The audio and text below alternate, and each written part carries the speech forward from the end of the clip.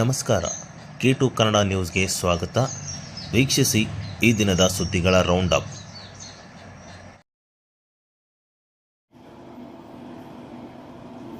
ತರಕಾರಿ ಮಾರಾಟಗಾರರ ಸಂಘದ ಅಲಿಫೀರ್ ಮಹಮ್ಮದ್ ವಸೀಂ ಹಾಗೂ ಇತರರಿಂದ ತಮ್ಮ ವಿರುದ್ಧ ಮಾಡಲ್ಪಟ್ಟ ಆರೋಪಗಳು ಸಂಪೂರ್ಣ ನಿರಾಧಾರವೆಂದು ರಾಯಚೂರು ನಗರ ಉಸ್ಮಾನಿಯಾ ತರಕಾರಿ ಮಾರಾಟಗಾರರ ಕ್ಷೇಮ ಅಭಿವೃದ್ಧಿ ಸಂಘದ ಅಧ್ಯಕ್ಷ ಎನ್ ಮಹಾವೀರ ತಿಳಿಸಿದ್ದಾರೆ. ಈ ಬಗ್ಗೆ ಮಹಾನಗರ ಪಾಲಿಕೆಯ ಉಪ ಆಯುಕ್ತೆ ಸಂತೋಷಿ ರಾಣಿಗೆ ಮನವಿ ಸಲ್ಲಿಸಿದ ಅವರು, ರವೀಂದ್ರ ಜಾಲ್ದಾರ್ ವಿರುದ್ಧ ನಾನು ಮಾಡಿದ ಆರೋಪ ನಿಜ, ಆದರೆ ನನ್ನ ಮೇಲೆ ಮಾಡಿರುವ ಆರೋಪಗಳು ಸುಳ್ಳು. ಅವು ಸಾಬೀತಾದರೆ ಯಾವುದೇ ಶಿಕ್ಷೆ ವಿಧಿಸಿದರೂ ಸ್ವೀಕರಿಸಲು ಸಿದ್ಧ ಎಂದು ಅವರು ಹೇಳಿದರು. ಕೊರೋನಾ ಸಮಯದಲ್ಲಿ ಜಿಲ್ಲಾಧಿಕಾರಿಗಳು ಮಾರುಕಟ್ಟೆ ವಿಕೇಂದ್ರೀಕರಣ ಮಾಡಿದರೂ ಎಂ ಈರಣ್ಣ ವೃತ್ತದಲ್ಲಿ ನಿರ್ಮಿಸಲಾದ ತರಕಾರಿ ಮಾರುಕಟ್ಟೆಗೆ ಅನುಮತಿ ನೀಡಿರಲಿಲ್ಲ. ಆದರೆ ಮಾನವೀಯ ದೃಷ್ಟಿಯಿಂದ ವ್ಯಾಪಾರಗಳಿಗೆ ಅವಕಾಶ ನೀಡಲಾಗಿತ್ತು ಎಂದು ಹೇಳಿದರು. ನಗರಸಭೆಗೆ ನಾವು ಈಗಾಗಲೇ 6 ಲಕ್ಷ ಪಾವತಿಸಿದ್ದೇವೆ. 14.50 ಲಕ್ಷ ದುರುಪಯೋಗದ ಆರೋಪ ಸಂಪೂರ್ಣ ಸುಳ್ಳು. ನನ್ನ ಹೋರಾಟ ಕಾನೂನಾತ್ಮಕವಾಗಿದ್ದು, ಯಾರೇ ಧರಣಿ ಅಥವಾ ಸತ್ಯಾಗ್ರಹ ನಡೆಸಿದರೂ ಕಾನೂನು ಪ್ರಕಾರ ನಾನು ಪ್ರಕ್ರಿಯಿಸುತ್ತೇನೆ ಎಂದು ಎನ್ ಮಹಾವೀರ ಹೇಳಿದರು. ಇವತ್ತು ನಾವು ಒಂದು ಮನವಿ ಪತ್ರ ಕೊಟ್ಟಿದ್ದೀವಿ. ಆ ಮನವಿ ಪತ್ರ ಏನಂತಂದರೆ, ನನ್ನ ಮೇಲೆ ಆರೋಪ ಮಾಡಿರುವ ಎಂ ಈರಣ್ಣ ತರಕಾರಿ ಮಾರಾಟಗಾರರ ಹಾಗೂ ರೈತ ಉತ್ಪಾದಕರ ಸಂಘದ ಅಧ್ಯಕ್ಷರಾದ ಅಲಿಫೀರ್ ಮೊಹಮ್ಮದ್ ವಸೀಂ ಆರೋಪದ ಬಗ್ಗೆ ತನಿಖೆ ನಡೆಸಿ ಸೂಕ್ತ ಕ್ರಮ ಕೈಗೊಳ್ಳಲು ಮನವಿ.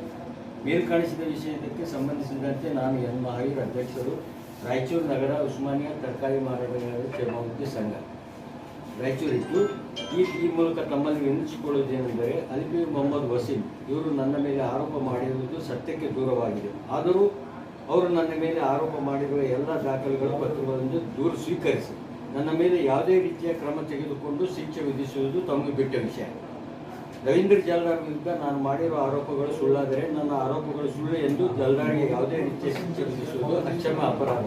ಕಾರಣ ದಯಾಳುಗಳಾದ ನಾವು ಜಾಲ್ದಾರ್ ಮೇಲೆ ಮಾಡಿರುವ ಆರೋಪಗಳ ದಾಖಲೆಗಳನ್ನು ಮತ್ತು ಪತ್ರಗಳನ್ನು ತಮ್ಮ ಅವಗಾಹನೆಗೆ ನೀಡಿ ತನಿಖೆ ಮಾಡಿಸಬೇಕೆಂದು ತಮ್ಮಲ್ಲಿ ವಿನಂತಿ ಮಾಡಿಕೊಳ್ಳುತ್ತಿದ್ದೇನೆ.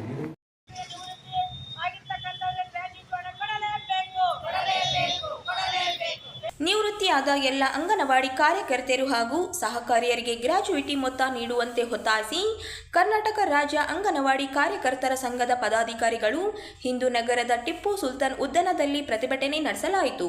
ಸುಮಾರು 20,000 ವಯೋವೃದ್ಧರು ಯಾವುದೇ ಆರ್ಥಿಕ ಆಸರೆ ಇಲ್ಲದೆ ಜೀವನ ನಡೆಸುತ್ತಿದ್ದಾರೆ. ಅವರೆಲ್ಲರಿಗೂ ಗ್ರಾಚ್ಯುಯಿಟಿ ನೀಡಬೇಕು, ಗ್ರಾಚ್ಯುಯಿಟಿ ಜಾರಿಗೊಳಿಸಬೇಕೆಂದು ಆಗ್ರಹಿಸಲಾಯಿತು.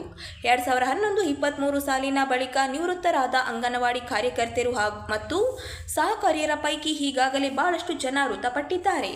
ಅಂಗನವಾಡಿ ಕಾರ್ಯಕರ್ತೆಯರು ಹಾಗೂ ಸಹಕಾರಿಯರು ಸಂಬಳ ಹಾಗೂ ಇತರೆ ಸೌಲಭ್ಯಗಳಿಂದ ವಂಚಿತರಾಗಿದ್ದಾರೆ. ಕನಿಷ್ಠ ವೇತನಕ್ಕಿಂತ ಕಡಿಮೆ ಗೌರವಧನದಲ್ಲಿ ದುಡಿಸಿಕೊಳ್ಳುತ್ತಿದ್ದಾರೆ ಎಂದು ದೂರಿದರು. 1975 ಅಕ್ಟೋಬರ್ 2ರಂದು ಸಮಗ್ರ ಶಿಶು ಅಭಿವೃದ್ಧಿ ಯೋಜನೆ ಶಿಶುವಿನಂತೆ ಇತ್ತು. ಈ ಯೋಜನೆ ಹೆಮ್ಮರವಾಗಿ ಬೆಳೆದು ರಾಜ್ಯದಲ್ಲಿ ಸುಮಾರು 50 ಲಕ್ಷ ಫಲಾನುಭವಿಗಳಿದ್ದಾರೆ. ಮಾತ್ರವಲ್ಲದೆ ಮಾನವ ಸಂಪನ್ಮೂಲಗಳ ಬೆಳವಣಿಗೆಯನ್ನು ಖಾತ್ರಿಪಡಿಸುವ ಯೋಜನೆಯಾಗಿ ಬೆಳೆದಿದೆ. ಇಂತಹ ಯೋಜನೆಯ ಅಭಿವೃದ್ಧಿಗೆ 150.75 ರೂಪಾಯಿಗಳಿಂದ ಹಿಡಿದು ಸಾವಿರಾರು ಜನ ಅಂಗನವಾಡಿ ಕಾರ್ಯಕರ್ತೆಯರು ಮತ್ತು ಸಹಕಾರಿಯರು ದುಡಿದಿದ್ದಾರೆ.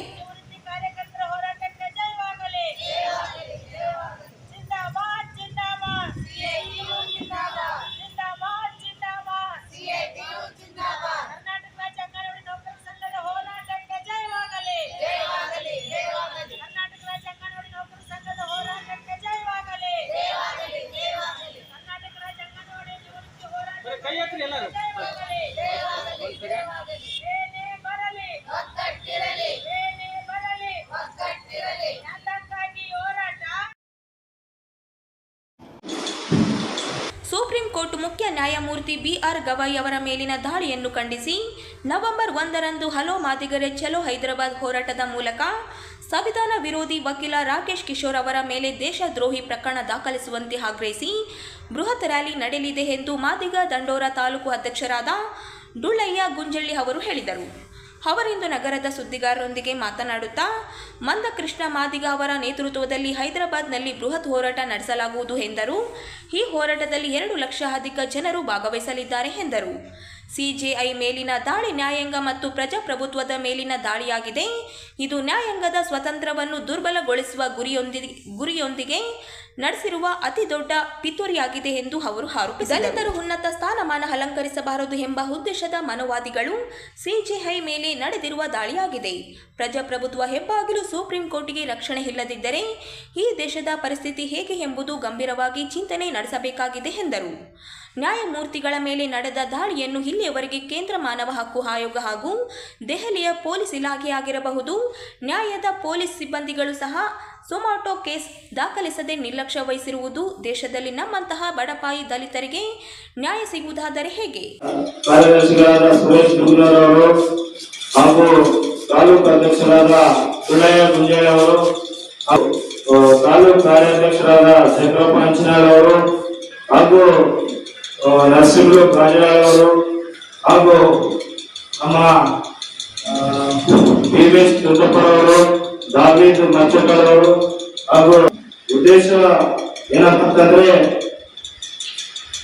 PR ಗವಯ್ಯ ಅವರ ಮೇಲೆ ನಡೆದ ದಾಳಿಯನ್ನು ಖಂಡಿಸಿ ನವೆಂಬರ್ 1ರಂದು ಹಲವು ಮಾದಿಗರೇ ಚಲೋ ಹೈದರಾಬಾದ್ ಕಾರ್ಯಕ್ರಮ ರಾಷ್ಟ್ರೀಯ ಮಂದಕೃಷ್ಣ ಮಾದಿಗರವರು ಹಮ್ಮಿಕೊಂಡಿದ್ದಾರೆ. ಆದ್ದರಿಂದ ಇವತ್ತು ನಾವು ಜಿಲ್ಲಾ ಸಮಿತಿಯಿಂದ ಪತ್ರಿಕಾಗೋಷ್ಠಿಯನ್ನು ಕರೆದಿದ್ದೇವೆ. ಇದರ ಬಗ್ಗೆ ನಮ್ಮ ತಾಲೂಕು ಅಧ್ಯಕ್ಷರು ವಿಸ್ತೀರ್ಣವಾಗಿ ತಮಗೆ ತಿಳಿಸಿದ್ದಾರೆ. ದೇಶದ ನ್ಯಾಯಾಂಗ ಮತ್ತು ವ್ಯವಸ್ಥೆಯ ಮೇಲೆ ನಡೆದಂತ ದಾಳಿ BR ಗವಾಯಿ ಅವರ ಮೇಲೆ ನಡೆದ ದಾಳಿಯಾಗಿದೆ. ಈ ದಾಳಿ ಕೇವಲ ಒಬ್ಬ ವ್ಯಕ್ತಿ ಮೇಲಲ್ಲ, ಈ ದಾಳಿ ಭಾರತದ ಪ್ರಜಾಪ್ರಭುತ್ವದ ವ್ಯವಸ್ಥೆ ಮೇಲೆ ಮತ್ತು ಭಾರತದ ಸಂವಿಧಾನ ಮೇಲೆ ನಡೆದಂತ ದಾಳಿಯಾಗಿದೆ. ಈ ದಾಳಿಯನ್ನು ಇಲ್ಲಿಯವರೆಗೆ ಮಾನವ ಹಕ್ಕುಗಳ ಕೇಂದ್ರ ಮಾನವ ಹಕ್ಕುಗಳ ಆಯೋಗ ಆಗಿರಬಹುದು ಮತ್ತು ದೆಹಲಿಯ ಪೊಲೀಸ್ ಇಲಾಖೆ ಆಗಿರಬಹುದು, ಸುಪ್ರೀಂ ಕೋರ್ಟ್ ನಲ್ಲಿರುವಂತಹ ಪೊಲೀಸ್ ಇಲಾಖೆಯವರು ಸುಮೋಟೋ ಕೇಸನ್ನು ದಾಖಲಿಸದೆ ಇಲ್ಲಿಯವರೆಗೆ ನಿರ್ಲಕ್ಷ್ಯ ವಹಿಸಿ ದಲಿತರು ದೇಶದಲ್ಲಿ ಉನ್ನತ ಸ್ಥಾನವನ್ನು ಅಲಂಕರಿಸಿದರೆ ಈ ದೇಶದ ಕೆಲವು ಕಿಡಿಗೇಡಿಗಳು, ಈ ದೇಶದಲ್ಲಿ ಅಡಗಿರುವಂತಹ ಕೆಲವು, ನಾವು ಬೇರೆ ಬೇರೆ ರೀತಿಯಲ್ಲಿ ಹೇಳಬೇಕಾದ್ರೆ ದಲಿತರಿಗೆ ಉನ್ನತ ಸ್ಥಾನಮಾನಗಳು ಸಿಕ್ಕರೆ ಇವರಿಗೆ ಸಹಿಸಿಕೊಳ್ಳದೇ ಇರುವಂತಹ ಕಿಡಿಗೇಡಿಗಳಿಂದ ಇವತ್ತು ಒಬ್ಬ ಚೀಫ್ ಜಸ್ಟಿಸ್ ಸಿಜೆಐ ಮೇಲೆ ಏನು ಇವತ್ತು ಶೂ ಎಸುವಂತ ಕೆಲಸ ಸುಪ್ರೀಂ ಕೋರ್ಟ್ ನಲ್ಲಿ ನಡೆದಿದೆ ಅಂದ್ರೆ ದೇಶ ಯಾವ ಕಡೆ ಹೊಂಟಿದೆ, ದೇಶ ಮತ್ತು ಸುಪ್ರೀಂ ಕೋರ್ಟ್ಗೆ ಭದ್ರತೆ ಎಲ್ಲಿದೆ, ನ್ಯಾಯ ಕೊಡುವಂತ ನ್ಯಾಯಸ್ಥಾನದಲ್ಲಿ ಈ ತರ ಒಂದು ದಾಳಿಯನ್ನು ನಡೆದರೆ ಮತ್ತೆ ಸಾಮಾನ್ಯ ಪರಿಸ್ಥಿತಿ, ಸಾಮಾನ್ಯ ಬಡಪಾಯಿ ದಲಿತರ ಪರಿಸ್ಥಿತಿ ಹೇಗೆ ಎನ್ನುವುದು ನಮಗೊಂದು ಪ್ರಶ್ನೆ ಕಾಡ್ತಾ ಇದೆ. ಇದನ್ನು ಮನಗೊಂಡು ಈ ದೇಶದ ಮಾದಿಗರ ಮುದ್ದಿನ ಮಗ ಪದ್ಮಶ್ರೀ ಮಂದಾಕೃಷ್ಣ ಮಾದಿಗರವರ ನಾಯಕತ್ವದಲ್ಲಿ ನವೆಂಬರ್ 1ರಂದು ಹೈದರಾಬಾದ್ ನಗರದಲ್ಲಿ ಸುಮಾರು 5 ಲಕ್ಷ ಜನ ಸೇರಿ ಬೃಹತ್ ಒಂದು ರ್ಯಾಲಿಯನ್ನು ಹಮ್ಮಿಕೊಳ್ಳಲಾಗಿದೆ. ಈ ರ್ಯಾಲಿಯ ಒಂದು ಉದ್ದೇಶ ದೇಶದಲ್ಲಿ ಕೇವಲ ದಲಿತರ ಮೇಲೆ ಅಲ್ಲ, ಈ ದೇಶದ ವ್ಯವಸ್ಥೆಯನ್ನು ನಡೆಸುವಂತಹ ಕಾನೂನು ಮೇಲೆ ಹಲ್ಲೆಯಾದರೂ ಕೂಡ ಅದನ್ನು ಪ್ರಶ್ನಿಸುವಂತಹ ಶಕ್ತಿ, ಅದನ್ನು ಒಂದು ಹೋರಾಟದ ಮೂಲಕ ನ್ಯಾಯವನ್ನು ಕೊಡಿಸುವಂತಹ ವ್ಯಕ್ತಿ ಈ ದೇಶದ ಮಂದಕೃಷ್ಣ ಮಾದಿಗರವರು. ಅವರು ಹೋರಾಟದ ಮೂಲಕ ರೂಪಿಸಿಕೊಂಡಿದ್ದಾರೆ. ಈ ಹೋರಾಟ ಮಾದಿಗರ ಒಂದು ಹೋರಾಟ ಅಲ್ಲ, ದಲಿತರ, ಹಿಂದುಳಿದ ವರ್ಗದವರ ಎಲ್ಲಾ ಜನರ ಹೋರಾಟ ಇದಾಗಿದೆ. ಹಾಗಾಗಿ ಈ ಹೋರಾಟಕ್ಕೆ ಕರ್ನಾಟಕ ರಾಜ್ಯದಿಂದ ಸುಮಾರು ಲಕ್ಷಾಂತರ ಜನ ಮಾದಿಗ ದಂಡೋರ ರಾಜ್ಯಾಧ್ಯಕ್ಷರು ಬಿ ನರಸಪ್ಪ ದಂಡೋರ ಅವರ ನಾಯಕತ್ವದಲ್ಲಿ ಹೈದರಾಬಾದ್ ನಗರಕ್ಕೆ ನವೆಂಬರ್ 1ರಂದು ತೆರಳಬೇಕಾಗಿ ಈ ಪತ್ರಿಕಾಗೋಷ್ಠಿಯ ಮೂಲಕ ತಿಳಿಯಪಡಿಸಲಾಗುತ್ತದೆ.